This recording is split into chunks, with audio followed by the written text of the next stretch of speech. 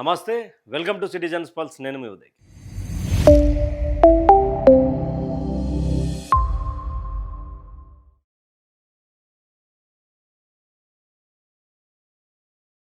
కాంగ్రెస్ పార్టీలో ఒక అలజడి. కాంగ్రెస్ పార్టీలో రాజీనామాల పర్వం. కాంగ్రెస్ పార్టీకి దూరం అవుతున్న క్రియాశీలక నేతలు. కాంగ్రెస్ పార్టీలో ఏమవుతుంది? గాంధీ భవన్ చుట్టూ రాజకీయ చక్కర్లు కొడుతున్నటువంటి వార్తలేంటి అనే కోణంలో పూర్తి స్థాయిలో మాట్లాడుకునే ప్రయత్నం చేద్దాం. అసలు తెలంగాణ రాష్ట్రంలో కాంగ్రెస్ పార్టీ 2023 డిసెంబర్లో అధికారంలోకి వచ్చింది. తర్వాత 2.5 సంవత్సరాల కాలంలో పూర్తిగా వాళ్ళు ఇచ్చినటువంటి పాలన విషయంలో, వాళ్ళు ఇచ్చినటువంటి హామీల విషయంలో తుంగల పడ్డది, బురదల పడ్డటువంటి సందర్భం. అయితే ఇక్కడ అన్యూయంగా 2024 జూన్, జూలై, ఆగస్టులో కొంతమంది ఎమ్మెల్యేలు బీఆర్ఎస్ నుండి కాంగ్రెస్కి వచ్చారు. ఆ కాంగ్రెస్కి వచ్చినటువంటి తరుణంలో ఇమీడియట్గా బీఆర్ఎస్ పార్టీ ఇక్కడ కోర్టును ఆశ్రయించడం, కోర్టు నుంచి స్పీకర్ గారు దీని మీద మాట్లాడాలని చెప్పడం, దీని మీద యాక్షన్ తీసుకోవాలని చెప్పడం, కొంత ఫిరాయింపు ఎమ్మెల్యేల మీద కొంత అలజడి నడిచింది. రాను ఫిరాయింపు ఎమ్మెల్యే వర్సెస్ కాంగ్రెస్ పార్టీకి సంబంధించినటువంటి నాయకుల మధ్య పంచాయతీ స్టార్ట్ అయింది. అయితే ఈ యొక్క పంచాయతీ పూర్తి స్థాయిలో మున్సిపల్ ఎన్నికలు రాగానే ఒకసారిగా బగ్గుమన్నటువంటి సందర్భం. అంటే గతంలో కూడా ఎవరైతే ఎమ్మెల్యేలు తమ ఒక అధికారం నుండి మళ్ళీ ఇప్పుడు అధికారంలోకి వచ్చేసరికి గతంలో కూడా పనిచేసినటువంటి ఎవరితో అయితే విభేదాలు పెట్టుకొని కాంగ్రెస్ను ఆశ్రయించినటువంటి లీడర్లు, ఆల్రెడీ కాంగ్రెస్లో ఉన్నటువంటి సీనియర్ నాయకులు అప్పటి నుంచి పడకపోవడంతో ఒకసారిగా వీళ్ళు ఇక్కడ వచ్చి తొక్కేసే ప్రయత్నం చేశారు అంటూ కూడా జీవన్ రెడ్డి చేసినటువంటి వాక్యాలు గుర్తున్నాయి అనుకుంటా మీకు. అయితే ఈ యొక్క పోరు పంచాయతీ జీవన్ రెడ్డి గారి నుండి మొదలైంది. ఇక్కడ జీవన్ రెడ్డి గారి ప్రస్థానం తీసుకుంటే అధికారంలో ఉన్న, ప్రతిపక్షంలో ఉన్న ఎన్టీ రామారావు పీరియడ్ నుండి మొదలు పెడితే లాస్ట్ కేసీఆర్ పీరియడ్ వరకు పెద్ద ఎత్తున ఆయన అధికారంలో ఉన్నా లేకున్నా అధికారులను చూపించి ఈ పనులు కావాలంటే పనులు అయిపోయే సిచ్యువేషన్ ఉంటుంది. ఒకసారిగా 2024 తర్వాత సీన్ చేంజ్ అయిపోయింది. సీఎంఓ ఆఫీస్ నుంచి నా మాట వినొద్దని చెప్పేసి అందరికి చెప్పడం జరిగింది. అందుకే ఈరోజు జగిత్యాలలో నా మాట జరుగుతలేదు, నేను ఇంకా ఈ పార్టీలో ఉండను అంటూ కూడా మున్సిపల్ ఎన్నికలు వచ్చినాయి. తర్వాత బీఫామ్లో ఇష్యూ అయింది. బీఫామ్లో ఇష్యూ అయిన తర్వాత రెబల్ నిలబెట్టి రెబల్స్ని గెలిపించి రాయికల్, మెట్పల్లి, జగిత్యాలలో పాదయాత్ర చేసి అంతా చేసిన తర్వాత కూడా మున్సిపల్ చైర్పర్సన్ కోసం పోతే అధిష్టానం నుంచి మొత్తం మీరే చూసుకొని ఒక్కసారి సంజయ్ కోలేరంటే అక్కడ కూడా కొంత వెనకడిగేసినటువంటి ప్రయత్నం. అది కూడా తట్టుకోలేనటువంటి జీవన్ రెడ్డి పార్టీ మారారు. అలాంటి సిచ్యువేషనే ఇక్కడ మనం ఎన్నుకున్నటువంటి సరితా తిరుపతయ్య యాదవ్కి సంబంధించినటువంటి ఇష్యూ కూడా అదే. ఎప్పుడైతే ఇక్కడ గద్వాలకు సంబంధించినటువంటి విషయంలో సరితా తిరుపతయ్య యాదవ్ బీసీ సామాజిక వర్గానికి చెందినటువంటి బిడ్డ, ఇక్కడ జిల్లా పరిషత్ చైర్పర్సన్గా కూడా ఆమె వర్క్ చేసినటువంటి బీఆర్ఎస్ పార్టీలో. ఇక్కడ బండ్ల కృష్ణమోహన్ రెడ్డి గెలిచిన తర్వాత వీళ్ళ అంటే ఒకటే పట్ల వర్గపోరు ఎక్కువగా ఉండడంతో బండ్ల కృష్ణమోహన్ రెడ్డి ఇక్కడ ఆయన అరికట్టాలని చెప్పేసి కాంగ్రెస్లో ఈమె చేరిన తర్వాత మరి అక్కడ ఏమైనా మంచిగున్నదా అంటే మళ్ళా ఎవరితో అయితే పంచాయతీ వద్దు, ఎవరితోటైతే మనం పోరు పెట్టుకోవద్దు, ఎవరితోటైతే మనకి ఎందుకు ప్రతిపక్షం నుండి వేరే పార్టీలో కొట్లాడదామని చెప్పేసి సరితా తిరుపతి యాదవ్ అనుకొని బయటికి వచ్చి వేరే పార్టీలకు పోతే అక్కడ కూడా మళ్ళా ఏమంటారు కదా, అంగట్లో అన్నీ ఉన్నా అల్లున్నోట్ల శని ఉన్నట్టు మళ్ళా బండ్ల కృష్ణమోహన్ రెడ్డి 2024లో మళ్ళీ పార్టీలో మారాడు. నేను 2023 ఎలక్షన్ కంటే ముందు మారి బీఫామ్ తెచ్చుకొని ఎమ్మెల్యేగా పోటీ చేసింది కాంగ్రెస్ నుంచి. బండ్ల కృష్ణమోహన్ రెడ్డి ఏం చేసిండు, నువ్వెట్లా పోతావు, నీ వెనుక నేను వస్తా నీ వెనుక అని పార్టీలో మారి 2024 పార్టీ మారు. మళ్ళీ అదే పంచాయతీ స్టార్ట్ అయింది. మళ్ళీ బొరుగపోరు బండ్ల కృష్ణమోహన్ రెడ్డి వర్సెస్ సరితా తిరుపతి యాదవ్. అక్కడ బీసీ సామాజిక వర్గం ఎక్కువగా ఉండేటువంటి పరిస్థితి. తర్వాత ఎస్సీ ఎస్టీలు కూడా చాలా ఎక్కువ ఉంటారు. కొన్ని రోజుల పాటు గద్వాల్ని శాసించింది జేజమ్మ అనుకోవచ్చు, ఎవరు, డికేఆర్ నగర్.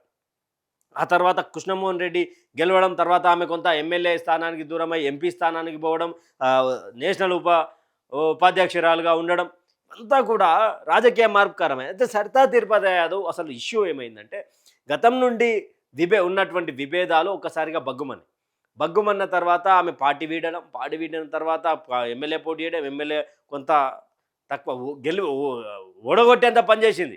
ఎవరు? అప్పటి బీఆర్ఎస్ అభ్యర్థి ప్రస్తుత కాంగ్రెస్ ఎమ్మెల్యేలు. అయితే ఇక ఈ రాడు పార్టీ మారాడు అనుకున్న కోణంలో పార్టీ మారిండు. పార్టీ మారినాక ఈ పంచాయతీలు ఉంటాయి కదా, ఈ ప్రారంభోత్సవాలు, బ్యానర్లు జించుడు, బ్యానర్లలో ఫోటోలు వేసుకోకపోవడం, ఈమె బ్యానర్లలో ఆయన ఫోటో ఉండదు, ఆయన బ్యానర్లో ఈల ఫోటో ఉండదు, ఎంత కూడా ఒక చక్రం తిరిగేటట్టు ఉండదు. అయితే మున్సిపల్ ఎన్నికలు వచ్చాయి. సేమ్ జీవన్ రెడ్డి గారి సిచ్యువేషన్. ఇక్కడ మున్సిపల్ ఎన్నికలు వచ్చినాయి. ఇక్కడ ఎమ్మెల్యే క్యాండిడేట్గా పోటీ చేసినటువంటి మహిళ ఈమె పోటీ చేసినటువంటి తరుణంలో ఈమెకు బీఫామ్లు తక్కువ ఇచ్చారు. పార్టీ ఉన్నటువంటి ఏదైతే కౌన్సిలర్లకు కార్పొరేట్లకు సంబంధించినటువంటి ఉన్నాయో ఈమెకు తక్కువ ఇచ్చి బండ్ల కృష్ణమోహన్ రెడ్డికి ఎక్కువ ఇచ్చారు. ఆ వర్గానికి ఎట్లా ఇస్తారంటూ కూడా పంచాయతీ స్టార్ట్ అయింది. అంతకంటే ముందు పంచాయతీలోనే వారానికి ఒక పంచాయతీ ఉంటుండే. బండ్ల కృష్ణమోహన్ రెడ్డి వర్సెస్ సరితా తిరుపతి యాదవ్ అదని. ఆ తర్వాత ఇక్కడ బీఫామ్ల విషయంలో పంచాయతీ ఇక్కడ బీఫామ్లు ఇచ్చినాక మాకు తక్కువ ఎట్లా ఇస్తారు, మేము ఎమ్మెల్యే క్యాండిడేట్లం కదా, అసలు ఏ పార్టీలో ఉన్నాడు బండ్ల కృష్ణమోహన్ రెడ్డి, అసలు ఏ పార్టీలో ఉన్నాడు, ఎందుకున్నాడు, అసలు కాంగ్రెస్ కండు వేసుకున్నోనికి ఎట్లిస్తారు బీఫామ్లు అని సరితా తిరుపతి యాదవ్. చలో మేము బీఆర్ఎస్ పార్టీలోనే ఉన్నాడు కానీ కాంగ్రెస్ పార్టీ బీఫాములు వంచమని ఇస్తుంది. అక్కడ డాక్టర్ సంజయ్ విషయంలో అదే జరిగింది, ఇక్కడ బండ్ల కృష్ణమోహన్ రెడ్డి విషయంలో అదే జరిగింది. ఇక ఈడ పంచాయతీ స్టార్ట్ అయింది. అట్లో ఇట్లో పంచాయతీ పెట్టుకురు, అదంతా అయ్యింది. జీవన్ రెడ్డి గారి సభ తర్వాత ఇక్కడ కొంత బాగా వార్తలు అనిపిస్తున్నాయి. ఏంటంటే మరోసారి సొంత గూటికి పోవాలా, సొంత గూటికి పోయి మళ్ళా రాజకీయం చేయాలా, బండ్ల కృష్ణమోహన్ రెడ్డి ఏ పార్టీలు ఉన్నాడో క్లారిటీ లేనటువంటి సందర్భం అంటూ కూడా కొంత ప్రచారం జరుగుతూ ఉంది. అసలు స్పీకర్ గారు దీని మీద మాట్లాడే ప్రయత్నం చేయాలి. అదే ఇక్కడ క్లీన్ చీట్ ఇచ్చారు. అదొకటి కాంగ్రెస్ పార్టీ ఎమ్మెల్యే బీఫామ్ మీద పోటీ చేసినటువంటి వాళ్ళే ఏ పార్టీలో ఉన్నామని అడిగితే స్పీకర్ గారు గతంలో కేటీఆర్ గారు అడిగితే దానికి సమాధానం మీకు రాజ్యాంగం తెలియదు, ఏం లా తెలియదు అని మాట్లాడడం. తర్వాత సొంత నేతలే బాధపడి ఇప్పుడు గడ్డం ప్రసాద్ గారికి కొంతో అంతో అంటే ఆయన క్లీన్ చిట్ ఇచ్చిన తర్వాత జీవన్ రెడ్డి గారి బాధను కొంతనన్నా అర్థం చేసుకుని ఉంటారు కదా. అంటే ఆ వయసులో ఆయన మారుతున్నాడు. ఇప్పుడు ఈ బిడ్డ కూడా బీసీ సామాజిక వర్గానికి సంబంధించినటువంటి బిడ్డ మీ బీఫామ్ మీద గెలిచింది. అయినా కూడా ఇబ్బందుల పాలై ఆమె బయటకు వచ్చే అవకాశాలు లేదంటూ కూడా కొంత గద్దాలకు సంబంధించినటువంటి మిత్రులు కొంత సమాచారం ఇస్తూ ఉన్నారు. అయితే ఈడ కాంగ్రెస్ పార్టీకి పెద్ద దెబ్బ గుడ్ బై ఎందుకు అని చెప్తే, అధికారంలో ఉన్నటువంటి పార్టీలో ఎన్ని కష్టాలున్నా నష్టాలున్నా ఆ పార్టీలో ఇంకొక 5 సంవత్సరాలు వస్తుంది అని అనుకుంటే మనకి ఎంత తొక్కినా కూడా తొక్కించుకున్నట్లే మనిగి ఉంటారు.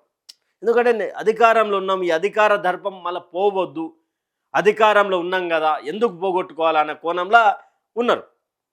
అయితే ఈడ పూర్తి స్థాయిలో అధికార పార్టీని వదిలేసి ప్రతిపక్ష పార్టీ వైపు చూస్తూ ఉన్నారు. అంటే ఈరోజు అధికార పార్టీ ఎంత ఫెయిల్యూర్ రాజకీయం చేస్తూ ఉందో అర్థం చేసుకోవచ్చు. ఇక్కడ 2.5 సంవత్సరాలలో వీళ్ళు ఎన్నో మైనస్లు ఉన్నాయి. ఇక్కడ వాళ్ళు ఇచ్చినటువంటి హామీలు కావచ్చు, దానికి సంబంధించినటువంటి విషయాలు కావచ్చు, 6 గ్యారెంటీల విషయంలో రైతు రుణమాఫీ ఏంది, రైతు భరోసా ఏంది, ఇందిరమ్మ ఇండ్లు ఏంది, మహిళా యోజన కింద 2,500 రూపాయలు నిరుద్యోగులకు యువ వికాసం అన్నారు. తర్వాత ఈ పింఛన్ల పైసలు ఏంది, ఇవన్నీ కూడా కొంత డ్యామేజ్ చేస్తూ ఉన్నాయి పార్టీని. ఇంకా ముఖ్యమంత్రి గారి మాటలు, కేసీఆర్ గారి మాటలు అంటే కొంత కేసీఆర్ గారి మాటలే కాంగ్రెస్ వాళ్ళు ఎక్కువిన్నారు. బీఆర్ఎస్ వాళ్ళ కంటే కాంగ్రెస్ వాళ్ళు ఎక్కువిన్నారు. 3.8 మిలియన్, ఈయన చూస్తే 6 లక్షల మంది. ఇంత వ్యత్యాసం ఉన్నది. ఇక్కడ పబ్లిక్ కూడా కొంత కేసీఆర్ వైపు చూసే అవకాశం ఉందంటూ కూడా కొన్ని సర్వేలు చెప్తా ఉన్నాయి. ఇక్కడ మరి సరితా తిరుపతి యాదవ్ పార్టీ మారితే కనుక ఇక్కడ ఎంత ఎఫెక్ట్ ఉండే అవకాశం అధికార పక్షం నుంచి. ఇక్కడ సరితా తిరుపతి యాదవ్ ఒకరే కాదు, 9 నియోజకవర్గాల్లో ఒక నియోజకవర్గం జగిత్యాల అయిపోయింది. నెక్స్ట్ నాకు ఉన్నటువంటి సమాచారం ప్రకారం గద్వాల, మరొక 2-3 నియోజకవర్గాల బాన్సువాడ కావచ్చు, తర్వాత ఈ యొక్క పటంచెరుకు సంబంధించినటువంటి దాంట్లో వాళ్ళు బాగానే ఉన్నారు. ఎందుకంటే ఆయన బీఆర్ఎస్ అని చెప్పుకున్నాడు, కాంగ్రెస్ వాళ్ళకి బాగానే ఉన్నది. ఇక్కడ ఖైరతాబాద్ సంబంధించినటువంటి విషయంలో కావచ్చు, రాజేంద్రనగర్ సంబంధించినటువంటి విషయంలో ఆల్రెడీ కాంగ్రెస్ పార్టీ బీఫామ్ మీద ఎమ్మెల్యేగా పోటీ చేసినటువంటి కస్తూరి నరేందర్ కూడా ఇక్కడ కేటీఆర్ని కలిసినటువంటి పరిస్థితి. అంటే కొన్ని నియోజకవర్గాలలో కొంత ప్రభావం చూపిస్తూ ఉన్నది. ఈ అధికారంలో ఉంటే మనం చిట్లపాలు కావడం ఇదంతా కాదు, మనం జీవన్ రెడ్డి గారి బాటలు నడవాలని కూడా అర్థమవుతా ఉన్నది అంటూ కూడా కొంత డిస్టర్బెన్సెస్ అయితే ఏవైతే ఉన్నాయో క్లియర్ చేసుకోవాలి, ప్రజల ముందుకు మంచిగా పోవాలా. మరి ముఖ్యంగా ఈ హైదరాబాద్ జిహెచ్ఎంసీ పరిధిలో ఉన్నటువంటి ఎమ్మెల్యేలు ఎవరైతే ఉన్నారో ఆ ఎమ్మెల్యేలు కూడా బయటకు వచ్చి ఈ హైడ్రా గురించి ఎమ్మెల్యే క్యాండిడేట్లు బయటకు వచ్చి హైడ్రా ఇట్లయింది అట్లయింది అని చెప్పి అందరు తిడుతుంటే ఇదెక్కడి బాధరా ఆయన తిట్టించుకోవడం ఏంది అంటూ కూడా కొంత బీఆర్ఎస్ వైపు చూసే అవకాశం ఉంది. ఇక శేర్లింగంపల్లికి సంబంధించినటువంటి విషయంలో ఆల్రెడీ అరకెపూడి గాంధీని కాదని అక్కడ మరో వర్గం ఉన్నటువంటి జగదీశ్వర్ గౌడ్ బయటికి రావడం జరిగింది. బయటికి వచ్చిన తర్వాత అక్కడ ఆయన ఎమ్మెల్యే క్యాండిడేట్గా పోటీ చేశారు, ఇక్కడ బీఆర్ఎస్ నుంచి గాంధీ పోటీ చేశారు. ఈ ఇద్దరు కూడా పచ్చగడ్డేసే బగ్గుమంటది. మరి ఈయన వచ్చి దీన్ని చేయనేసరికి ఉక్కిరి బిక్కిరి అవుతా ఉన్నటువంటి సందర్భాలు కనిపిస్తూ ఉన్నాయి. అంటే ఈ ఫిరాయింపు ఎమ్మెల్యేలు ఎవరైతే ఉన్నారో ఆ ఫిరాయింపు ఎమ్మెల్యేల బౌండరీలో కొంత అసంతృప్తి, ప్రజలకు సంబంధించినటువంటి విషయాల్లో బాధపడడం, అదే కాంగ్రెస్ పార్టీకి సంబంధించినటువంటి వాళ్ళకి సంబంధించి కొంత వేరే వర్గానికి సంబంధించినట్టయితే హైడ్రా వస్తుంది, కూలగొడుతుంది. అదే ఎమ్మెల్యేకి సంబంధించినటువంటినేమో ఆయన్నే ఏది బ్లూ షీట్లో ఆయన్నే పెట్టుకుంటాడు, ఇంకా ఏమి ఇబ్బంది ఉండదు. ఇలాంటి పరిస్థితులు కాంగ్రెస్ పార్టీకి రాబోయే రోజులలో ఈయన 2034 వరకు అంటుంది, కానీ 2034 కాదు, 2029 కథం కాంగ్రెస్ పార్టీ. ఎందుకంటే ఆ ఓటమిని తలుసుకొనే ఈ యొక్క రాజీనామాల పర్వం నడుస్తుందేమో అని అర్థమయ్యే విధంగా ఈ యొక్క పాలన జరుగుతూ ఉన్నది. 69 సార్లు ఢిల్లీ పోయిండు, తెలంగాణకి ఏం తెచ్చాడంటే సమాధానం ఉండదు, ప్రజలకు ఏం చేస్తున్నారంటే సమాధానం ఉండదు. పార్టీ ఫిరాయించినటువంటి ఎమ్మెల్యేల విషయంలో కరుడు కట్టినటువంటి కాంగ్రెస్ కార్యకర్తలు ఇబ్బంది పడతా ఉన్నా కూడా పట్టించుకున్నటువంటి సందర్భాలు. ఫిరాయించినటువంటి ఎమ్మెల్యేలకు ఇవ్వాలి ప్రార్థన, కానీ వాళ్ళకంటే ఎక్కువగా వీళ్ళకి ఇవ్వాలి కదా. వీళ్ళు పనిచేస్తున్నారు కదా, వీళ్ళు పనిచేసిన వాళ్ళు కదా, పార్టీని నిలబెట్టిన వాళ్ళు కదా. మరి చూడాలి సరితా తిరుపతి యాదవ్ విషయంలో ఏం జరగబోతా ఉన్నది, పార్టీ మారే అవకాశాలు ఉన్నాయా లేవా. కానీ బహిరంగంగా అయితే బండ్ల కృష్ణమోహన్ రెడ్డిని అయితే చేస్తూ ఉన్నారు. మిగతా 8-9 నియోజకవర్గాల్లో కూడా ఇదే పరిస్థితి కనిపిస్తూ ఉన్నది. జీవన్ రెడ్డి బాటలో వీళ్ళందరూ కూడా చేరే అవకాశాలు, అదే అడుగులో అడిగేసే అవకాశాలు కూడా మెండుగా కనిపిస్తూ ఉన్నాయి. ఈ యొక్క వీడియో మీద మీ అభిప్రాయాన్ని కామెంట్ రూపంలో చెప్పండి. ఈ యొక్క ఛానల్ని సబ్స్క్రైబ్ కూడా చేసుకుంటారని కోరుకుంటున్నాను.